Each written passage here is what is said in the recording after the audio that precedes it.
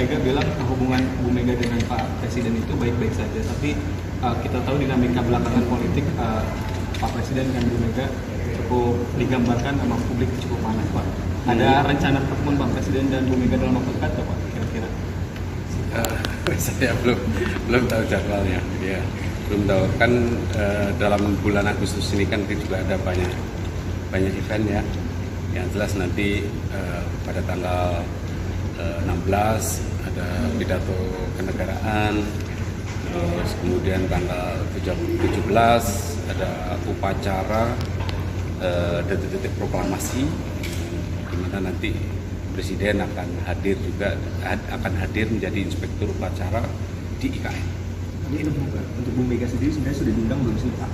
Undangan untuk jadi mantan presiden akan diundang untuk hadir di upacara detik proklamasi di IKN. Sedangkan presiden dan mantan wakil presiden itu diundang hadir di di Istana Merdeka. Tapi ada konfirmasi belum Pak, antara mungkin Pak SBY dan Bu Mega apakah akan hadir? Kami belum karena proses undangan juga masih akan segera dikirim, kami akan cek dan konfirmasi. Pak, terkait dengan isu cawe-cawe Pak Presiden terhadap kepengurusan PDIP yang baru, ini kan juga mengemuka baru-baru ini banget Pak.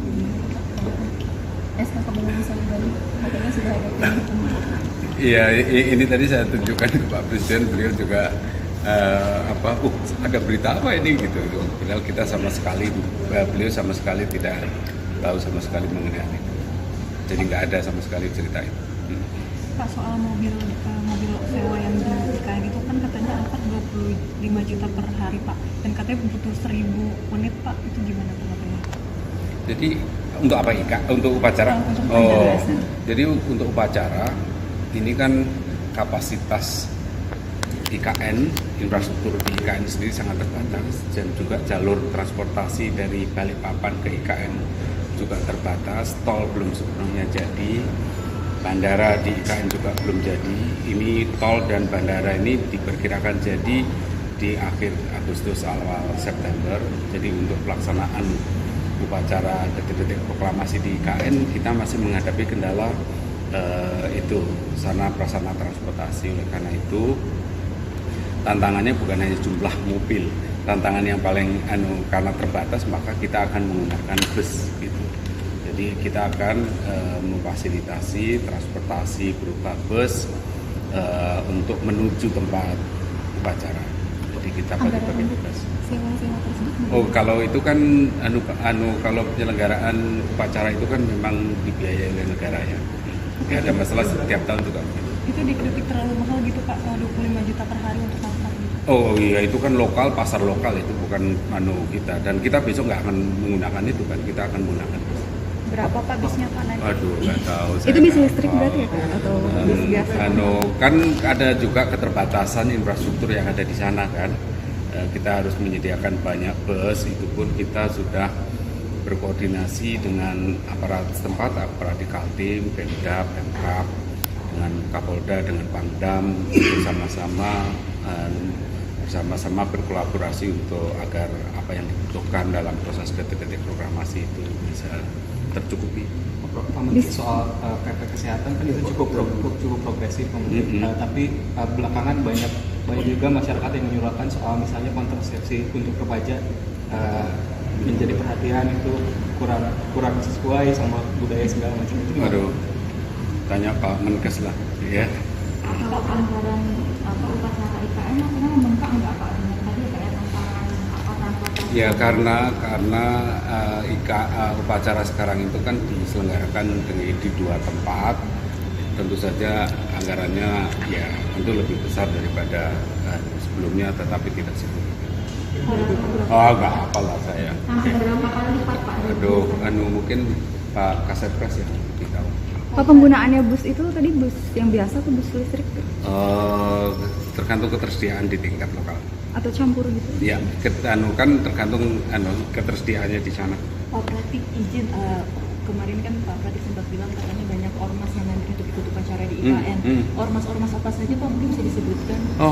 Sebetulnya ada keinginan yang luar biasa untuk hadir di IKN. Jadi surat-surat masuk, saya nggak hafal ya, ada surat masuk dari organisasi-organisasi macam-macam yang kita terima.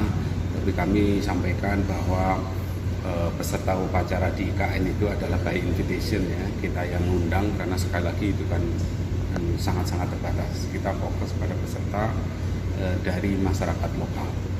Karena kan kalau masyarakat lokal itu kan tidak membutuhkan daya dukung yang misalnya pesawat, kan nggak mudah juga ya. Kita memikirkan bagi beliau diundang tapi kemudian nggak bisa hadir karena kekurangan pesawat, tidak ada hotel yang siap di sana dan seterusnya. Jadi, Salah satunya mungkin Pak termas dari banyak. Nggak saya sebut. Pak, Ya. tahun 2018 lalu kan Pak Pratik sempat juga bertemu dengan adik Joni yang waktu itu pas acara Joni Pak namanya, Manjer. yang pemanjat bentuk yang bendera itu. Bendera. di Oke. bendera itu. Oke.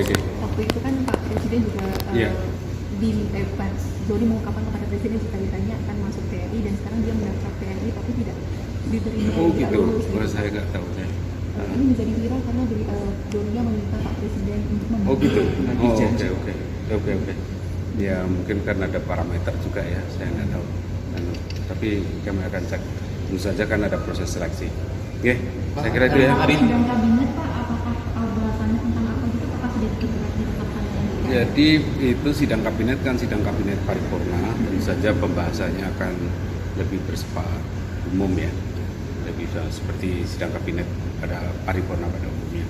Jadi nanti kita akan sidang kabinet paripurna di sana, semua menteri diundang ke hadir. Tapi kan biasanya ada bidang khusus Pak, misalkan ekonomi kayak yang terakhir Ya, kemarin. dia sidang kabinet itu perencanaan tahun depan, evaluasi tahun ini gitu kan. Apalagi ini kan di masa-masa akhir kan pemerintahan Pak Presiden Jokowi kan, kemudian transisi ke Pak Presiden Prabowo ya, sekitar itu ya. Hari Jumat bener Pak Presiden ketemu Surya Paloh ya. Di mana? Di sini. Kalau saya pas pulang kampung dan enggak. Ayo, oke, ayo Pak. Nggak ada ini juga nggak Pak konfirmasi kalau Presiden hadir Kongres Nasdem Pak? Agustus tanggal 20. Kami cek belum ya. Saya belum cek. Tanggal berapa sih? Tanggal 20-an. Tanggal 20-an Agustus. Ya. Menjunjung tinggi prinsip jurnalisme dalam setiap tayangan terbaiknya. Menghadirkan berita bernilai sebagai referensi. Gelar bicara yang tajam. Tidak, ini kan kebohongan dong. Mengupas fakta demi fakta dan mendorong pencarian solusi. Serta investigasi yang mengungkap kebenaran. Rosi, Satu Meja, The Forum, Sapa Indonesia Malam. Nilu, ikuti semuanya bersama Kompas TV.